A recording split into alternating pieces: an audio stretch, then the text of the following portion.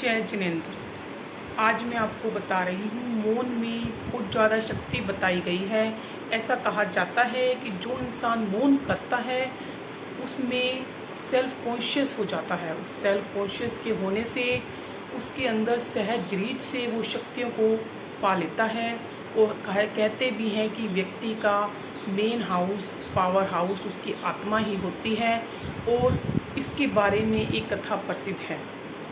एक बार एक व्यक्ति अपनी दिक्कतों से हार कर, थक कर, परेशान होकर सब देश विदेश में भी घूम आता है। सब जगह जाने के बाद भी उसकी परेशानियां ख़त्म नहीं होती। अंत में उसे कोई बताता है कि एक साधु भगवंत हैं जो बहुत चमत्कारिक हैं और उनके पास जो भी जाता है उनकी सब समस्याएं दूर हो जाती हैं। उनके बारे में एक प्रसिद्धि है कि वे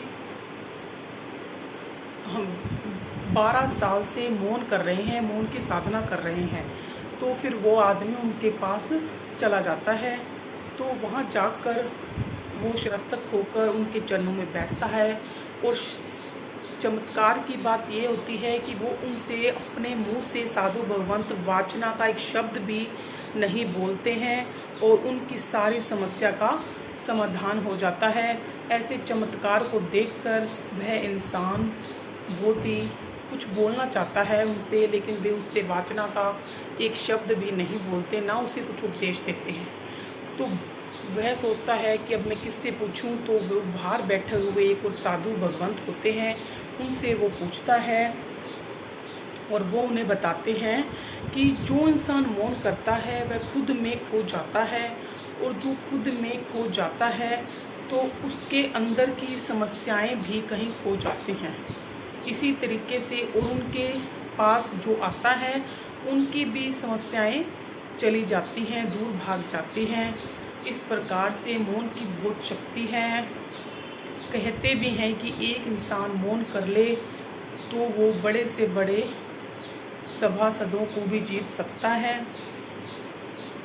मौन में बहुत शक्ति है। जो इंसान मौन करता है वो डीपली चला जाता है, कुछ बातें अपनी गहराई में चली जाती हैं, वो अपनी आत्मा में शक्तियों को प्राप्त कर लेता है।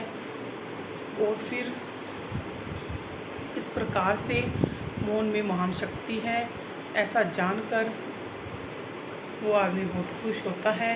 और ये 100% सत्य है। महात्मा बुद्ध भी हैं, वो भी अपने शिष्यों को कोई भी प्रश्न का उत्तर देने से पहले मौन की साधना का उपदेश देते हैं कि पहले आप मौन की साधना कर लो, फिर उनको कोई उत्तर लेने की ज़रूरत ही नहीं रहती है। ऐसा भी कहीं कहीं महात्माओं ने कहा है। जय जिनेंद्र।